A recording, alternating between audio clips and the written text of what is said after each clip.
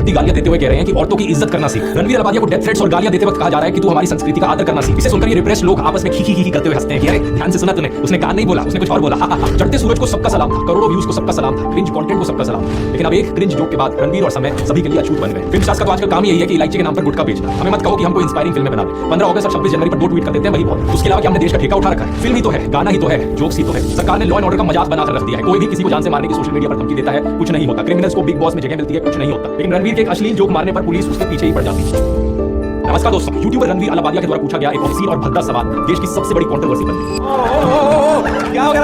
और पूरी join in minus topic पर इस एक सवाल पर महाराष्ट्र से लेकर आसाम तक अलग-अलग स्टेट्स में मल्टीपल एफआईआर दर्ज कराई। चीफ मिनिस्टर्स ने स्टेटमेंट दी। बहुत भद्दे तरीके से कुछ चीजों को कहा गया है, प्रेजेंट किया गया है। सुप्रीम कोर्ट तक में प्ली फाइल करी गई और समय रैना का ये शो इंडियाज गॉट लेटेड इसके सारे एपिसोड्स यूट्यूब से हटा दिए। मीडिया में जो हंगामा मचाया जा रहा है वो अलग ही लेवल का है। इस शो के एडिटर को देखिए किस तरीके से ट्रीट किया गया।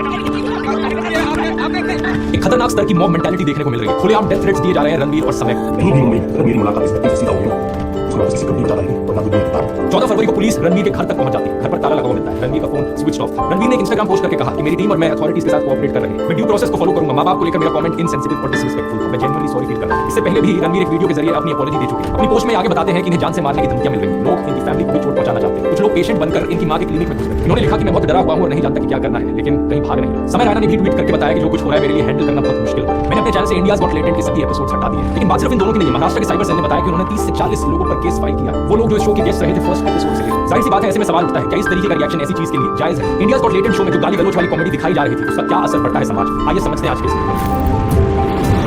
जो लोग इस तरह की गाली गलौज वाली कॉमेडी, इंडियाज गॉट लेटेड शो में दिखाई जाने वाली वल्गर कॉमेडी को सपोर्ट करते हैं, उनकी तरफ से सबसे बड़ा आर्गुमेंट ये रहता है कि जोक्स ही तो है, मजाक को मजाक की तरह लो। अगर कोई इन्हें कॉल आउट करता है, कहता है कि इस तरीके के जोक्स नहीं करने चाहिए, तो ये जवाब देते हैं कि इतना वो क्यों बन रहे हैं। इनफैक्ट जब अनुराग ठाकुर ने गोली मारो वाला स्लोगन दिया था, उस हेट स्पीच केस में जज ने भी यही कहा था कि इन्होंने तो स्माइल करते हुए बोला था, इसलिए चलता है। यही चीज लोग फिल्मों के लिए भी कहते हैं। जब मैं इस टाइप की फिल्मों को क्रिटिसाइज करता हूं, अरे फिल्म ही तो है, क्या फर्क पड़ता है? गाने वाले कहते हैं कि गाना ही तो है, क्या फर्क पड़ता है? कॉमेडियंस कहते हैं कि जोक्स ही तो है, क्या फर्क पड़ता है? लेकिन सच्चाई है दोस्तों की फर्क पड़ता है। कोई भी इंसान अपने एनवायरनमेंट का प्रोडक्ट होता है। इस चीज की बात मैंने अपने कई पुराने वीडियोस में भी करी। ज्यादातर लोग चाहे वो 18 साल से कम उम्र के हों या ज्यादा के हों, उनका माइंड बहुत फ्रेजाइल होता है। अगर फिल्म्स, गाने, web series, jokes, YouTube videos in सबसे फर्क नहीं पड़ता तो क्या कोई बच्चा पैदा होते ही अपने जीन्स में सब कुछ लेकर आता है? ऑब्वियसली ऐसा नहीं है। इनफैक्ट जो ट्रेट्स जेनेटिक होते हैं उनके जीन एक्सप्रेशन में भी एनवायरनमेंट का रोल होता है। इसके पीछे की साइंस किसी और वीडियो में समझ सकते हैं। अभी मैं आपको सीधा डायरेक्ट एग्जांपल के साथ समझाता हूं। पिछले साल मैंने एल्विश यादव को लेकर एक वीडियो बनाया था जिसमें मैंने कॉल आउट किया कि कैसे एल्विश और उसके दोस्त किस तरीके से कुछ रशियन सेल्स गर्ल को ऑब्जेक्टिफाई कर रहे हैं। कार लेने जाता है तो तुझे ये समझ नहीं आता कि सेल्स गर्ल की किसी की बहन बेटी होती है, अपना पेट पालने के लिए नौकरी कर रही है, तो इसका मतलब ये नहीं कि तू और तेरे दोस्त उस पर बच्चे की तरह नजर काटने लगे। कपिल शर्मा ने भी अपने फैमिली कॉमेडी शो पर रशियन लड़की का रेट पूछा था। ऐसी ही छिछोरापंती का एक और सैंपल देखिए। हम इंडिया से है पर संस्कार हमें रशिया के पसंद है। एक तीसरा वीडियो जिसका टाइटल लिखा है कपिल के लिए अक्षय कुमार ने लेकर आए एक पर एक खूबसूरत रशियन लड़की। मुझे पता नहीं था कि अक्षय कुमार लड़कियों का ये काम भी करते हैं। हर्ष गुजराल ने तो सारी हदें पार कर दी। इस चीज को अपना सिग्नेचर डायलॉग ही बनाते हैं। 6000 में रशियन मिल जाती है।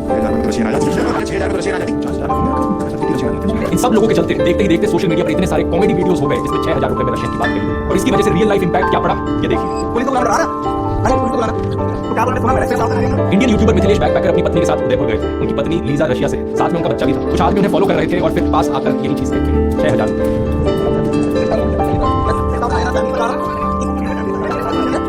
ये इकलौता ऐसा इंसिडेंट नहीं था। जरा ये देखिए जहाँ कोई रशियन ब्लॉगर इंडियन लोगों के साथ बात करती है। मेरे पास अब रशियन लोगों के बारे में क्या सोचते हैं? एक और रशियन कंटेंट क्रिएटर पोलिना जिनकी इंडिया में शादी हुई, उन्होंने भी लंदन टॉक से बात करते हुए बताया कि उन्हें ऐसे 6000 रुपए वाले मैसेजेस और कमेंट्स आते हैं। कमेंट्स एक्चुअली 6000 4000 बहुत ज्यादा comments, but I don't care. मानिए ये लोग बोलो 6000 लेकिन ये लोग का के साथ 6000 देख। अब समझ में आया सो कॉल्ड डैंग कॉमेडी का क्या असर होता है। समय रैना का इंडियाज गॉट लेटेड शो भी ऐसी ही गाली गलौज, अश्लीलता और बकवास से भरा हुआ है। रोज के नाम पर एक दूसरे शो में औरत को कुतिया कहा जाता है। अब इस शो के डैंग फैंस कहेंगे कि उसने तो कुशा कपिला कोई गाना, किसी और को दिक्कत क्यों? पहली बात ही कुशा ने खुद इस पर एतराज जताया। उन्होंने कहा था कि जोक्स रोज की बाउंड्रीज को क्रॉस कर रहे हैं। शॉकिंगली अनकाइंड जोक्स थे। बहुत सारी बाउंड्रीज इवन स्टैंड अप के दायरे से भी, रोज के दायरे से क्रॉस हो गई थी और वो नहीं होनी चाहिए। वहाँ लाइव ऑडियंस और टेक्नीशियंस के आगे तो उन्होंने सहन कर लिया, लेकिन लाखों लोगों के आगे यूट्यूब पर उन्हें प्ले करना ये उनको डीह्यूमनाइज करने जैसा है। उन्होंने एक इंटरव्यू में ये भी बताया था कि समय रैना के फैंस बहुत टाइम तक उन्हें ट्रोल करते रहे। जैसे अगर अभी लड़के चिल्ला रहे हैं समय भाई, ये मेरे कमेंट्स में भी चिल्लाते हैं, पूरे साल चिल्लाए हैं। अभी इस बात का मुझे इतना फर्क नहीं पड़ता, पर जब ये आया था तो बहुत फर्क पड़ता था। दूसरी बात, भले ही रोज किसी एक स्पेसिफिक लड़की का हो, लेकिन किसी औरत को बिच या गोल्ड डिगर कहना सीधे सीधे एक टॉक्सिक मैस्कुलिनिटी के बनाए गए स्टीरियोटाइप को रीइंफोर्स करता है। औरतों के खिलाफ ऐसी भाषा का प्रयोग करना उस चीज को नॉर्मलाइज करता है। जो लोग इस कॉमेडी को देखते हैं वो बाहर असल जिंदगी में जाकर यही शब्दों का प्रयोग